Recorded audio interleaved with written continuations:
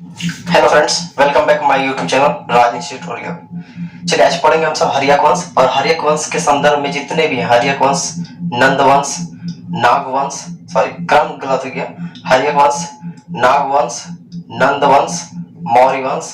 तो फटाफट देखते हैं, तो बने रहे मेरे वीडियो के साथ।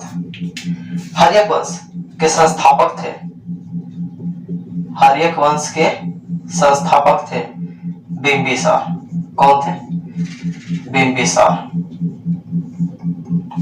बिंबिसार एक योग्य शासक के रूप में, जो राजा के रूप में था, माना जाता था। तो बिंबिसार एक प्रांत था लिच्छवी। कौन सा प्रांत था? लिच्छवी। और इस लिच्छवी प्रांत को यह नहीं जीत पाए थे, मतलब इनमें विजयी नहीं हो पाए थे। चलिए आगे पढ़ते हैं। इसका एक वैद्य था, बिंबिसार का एक वैद्य था जिसका नाम था जीवक। क्या नाम था? बिंबिसार का एक वैद्य था जिसका नाम था जीवक। जीवक काफी योग्य वैद्य के रूप में जाने जाते थे। ये कई इलाज अपने जड़ी बूटियों के माध्यम से करते थे। बिंबिसार अपने प्रांत बढ़ाने के लिए, क्या बढ़ाने के लिए? प्रांत मतलब संपत्ति कह सकते हैं, संपत्ति बोलिए या प्रांत बोलिए। तो इन्होंने विवाहों का प्रस्ताव अलग अलग कंडीशनों में रखा है, ठीक है। और ये 1, 2, 3, 4 इसी टाइप से शादी करते चले गए। क्योंकि इसी कंडीशन को देखकर, बिंबिसार का ये कंडीशन को देखकर अजातशत्रु जो इनके पुत्र थे, इसका पुत्र कौन था? अजातशत्रु। अच्छा, अजातशत्रु का ही उपनाम कुनिक था। यह भी क्वेश्चन बनने योग्य है कि अजातशत्रु का उपनाम क्या था? कुनिक था। अच्छे से समझ में आ रहा है? अजातशत्रु किनका पुत्र था? बिंबिसार का। किसका पुत्र था? बिंबिसार का। बिंबिसार को मारने वाला कौन था?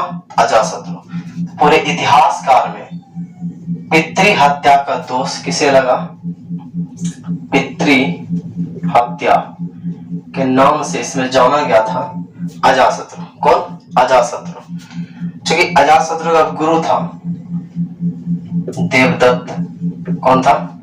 देवदत्त। और देवदत्त ने बिंबिसार को मारने के लिए अजातशत्रु को उकसाया। और कई इतिहासकार ये भी दर्शाते हैं कि अजातशत्रु को उसकी प्रेमिका और काफी सेनापतियों ने उकसाया था। क्योंकि अजातशत्रु का बेटा का नाम था उदयन। कुछ यहाँ पॉइंट मिसिंग होने की संभावना है। जैसे अजातशत्रु की अगर बात की जाए तो इन्हीं के शासनकाल के दौरान एक संगीति हुई थी, प्रथम बौद्ध संगीति। प्रथम बौद्ध संगीति यह हुआ था 483 ईसा पूर्व।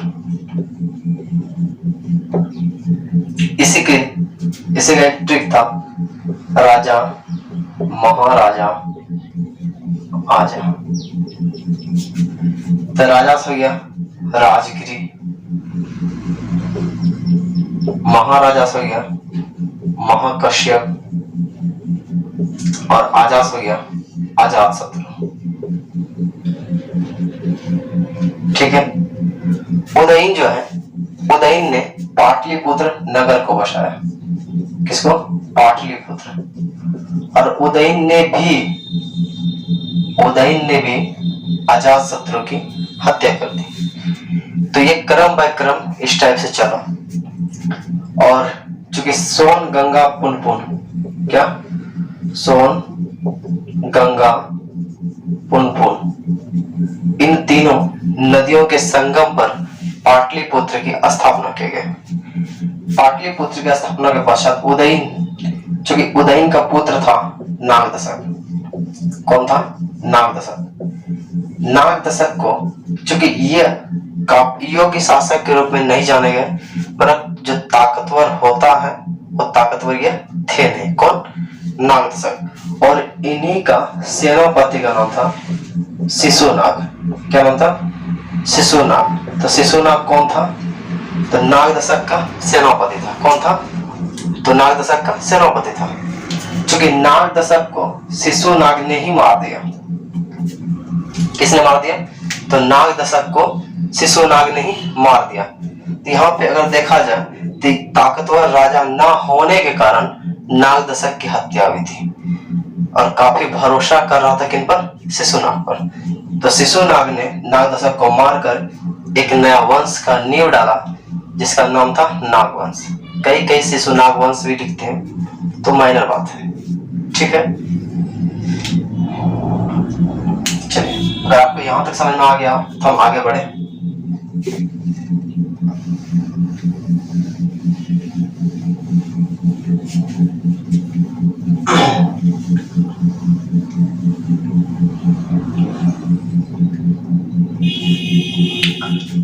शिशुनाग वंश, एक नया वंश का नींव आ गया, शिशुनाग वंश।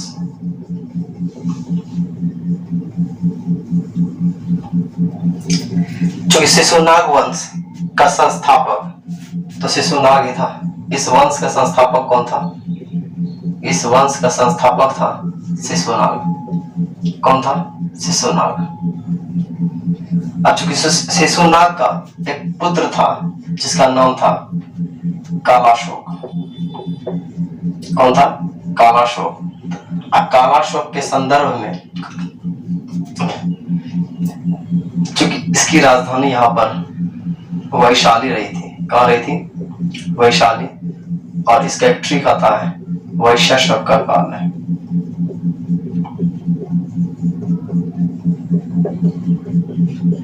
जो द्वितीय बौद्ध संगति हुई, क्या? द्वितीय बौद्ध संगति कब हुई? तो 383 ईसा पूर्व में। द्वितीय बौद्ध संगति कब हुई थी? तो 383 ईसा पूर्व में, ठीक है। तो वैश्य सब का काल, इसका मतलब क्या ट्रिक बनता है? वैश्य से वैशाली, सबका से सबकामी, अकाल से कालाशोक, ठीक है। तो कालाशोक के समय द्वितीय बौद्ध संगति हुई थी। तो कालाशोक के बाद जो शासन करने योग्य थे, क्योंकि इन्हीं का पुत्र था नंदीवर्मन। कौन था? नंदीवर्मन। तो नंदीवर्मन चूंकि कमजोर शासक साबित हुए और इनको महापद्मनंद ने, किसने? महापद्मनंद ने मार दिया। और किस वंश का नींव डालेगा? नंद वंश का। समझ में आ रहा सबको? किस वंश का नींव डालेगा? नंद वंश का। अब नंद वंश आएगा तो चलिए नंद वंश देखते हैं।